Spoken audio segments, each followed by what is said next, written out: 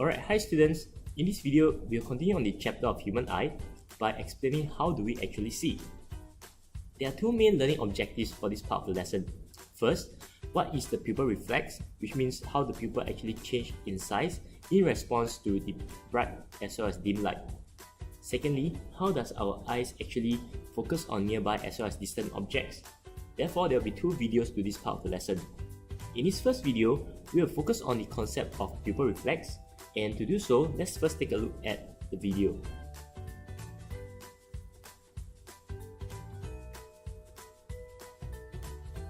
Right, in this video, I want you to focus on the black circle that is found in the middle of the eye, and that is called the pupil.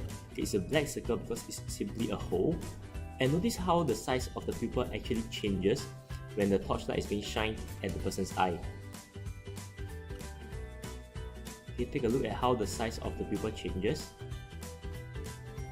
Okay, so if you notice, the size of the pupil actually became smaller when the torchlight is being shined at the person's eye.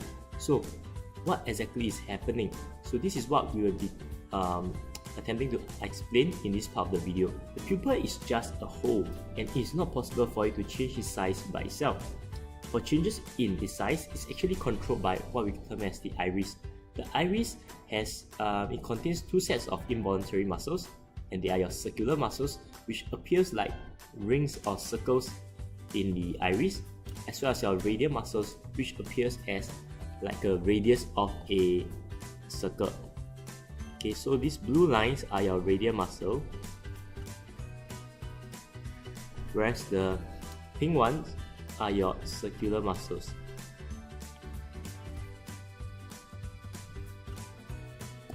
These two muscles are actually antagonistic. So if you recall, what does antagonistic means? Okay, go back to the chapter on human digestion and you realize that in this process that we call peristalsis, we also mentioned something about muscles being antagonistic. So this means that the muscles actually work in opposite ways.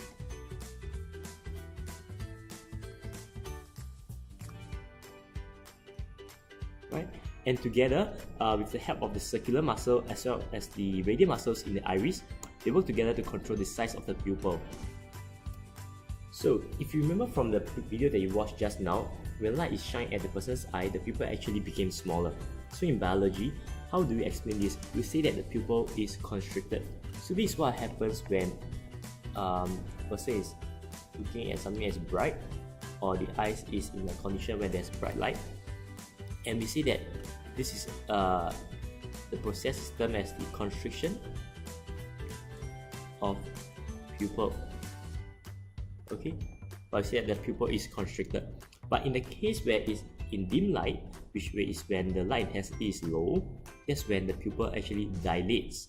Okay, the pupil became bigger, so we say that the pupil is dilated. So this is the condition of dim light. The pupil is dilated, and therefore this is the dilation of pupil.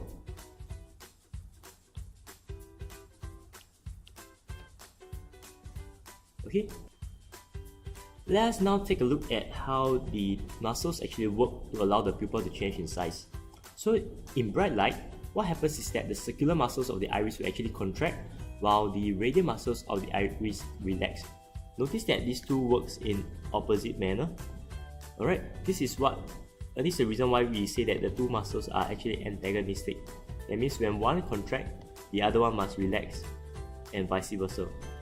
So because of these two effects, what happens is that the pupil actually constricts.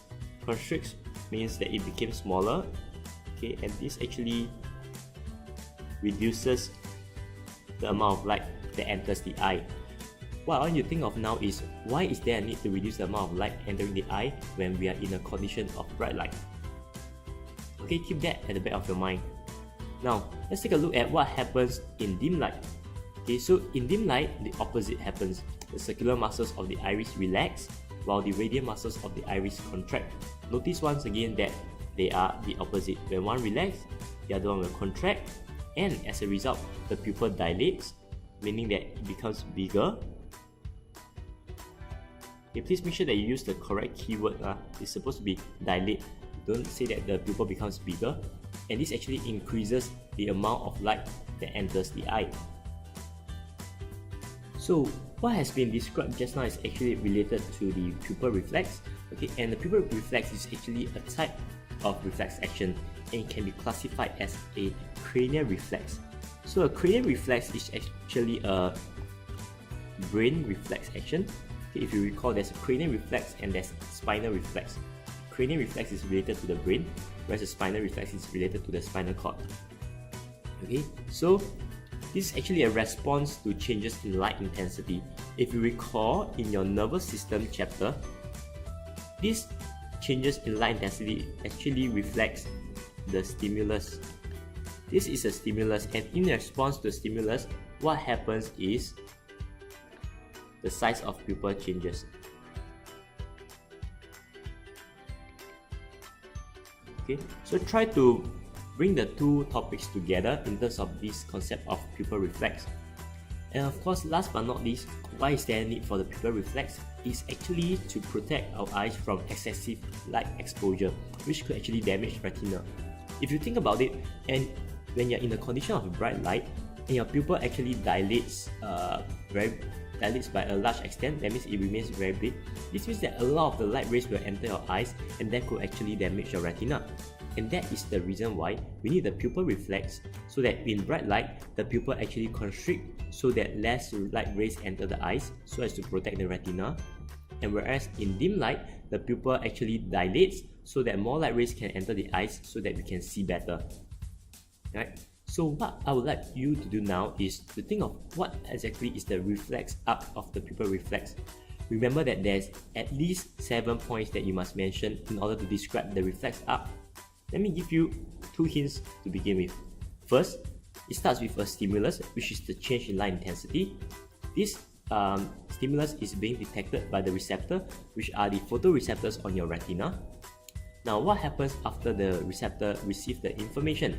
It has to do something to the information so that it can be passed along the nervous system. So, I will not review the answers, but I would like you to go back and complete the reflex up. Okay, with what you have learned, let's take some time to complete a comparison table to summarize everything. Think about what happens in the pupil reflex in response to dim light, as well as what happens to the pupil reflex in response to bright light. How does the circular iris muscle function, and how does the radial iris muscle function, and what happens eventually to the size of the pupil. Okay, please take some time to construct this table on your own before we meet again during the next lesson. To summarize the entire topic, let's take a look at a summary video on the pupil reflex. Pupil size is controlled by reflex actions. In bright light, the circular muscles of the iris contract to make the pupil smaller, protecting the retina from damage by too much light. In dim light, the circular muscles relax and the radial muscles contract. The pupil widens, allowing more of the available light into the eye, and we see more clearly. Okay, with that, we have come to the end of the first video on how the human eye see. In this video, we discussed about the concept of pupil reflex in response to bright and dim light. So in the next video, we shall look at how the eyes actually allow us to focus on nearby as well as distant objects. Thank you.